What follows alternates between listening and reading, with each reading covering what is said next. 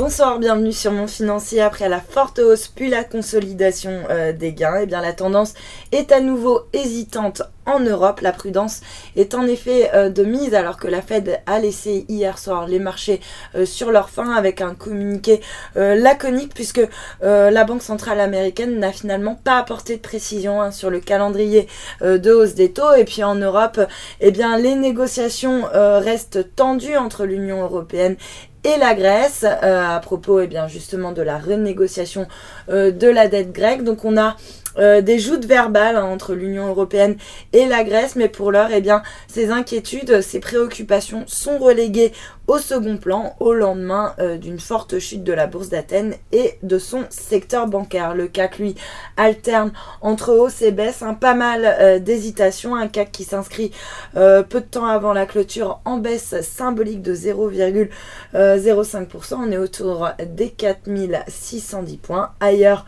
même tendance. Du côté des valeurs, c'est Unibail-Rodamco qui signe la meilleure performance actuellement, portée par des résultats 2014 supérieurs à ses propres attentes, et ce malgré donc un niveau de valorisation stratosphérique. Le titre s'inscrit en hausse après avoir ouvert en baisse. Lanterne rouge Technip qui signe donc la pire performance, moins 2,4%. Technip qui est entraîné par les dépréciations d'actifs qui ont été annoncées donc par Vallourec.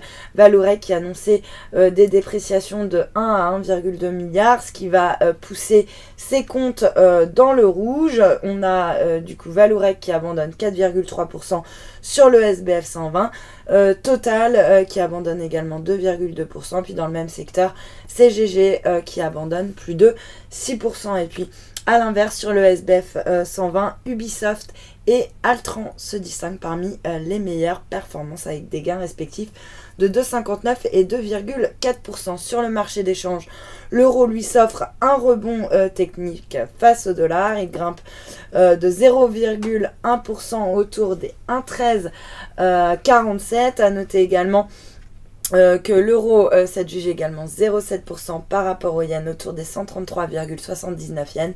Et puis même chose sur le billet vert qui grappille 0,3% par rapport au yen autour des 118,08 yens. Et puis pour terminer, les cours du pétrole restent dans le rouge, mais c'est surtout l'once d'or qui redonne pas mal de terrain ce soir. Un repli de 1,52% autour des 1266 $ l'once. Voilà pour la clôture. Restez avec nous, très bonne soirée.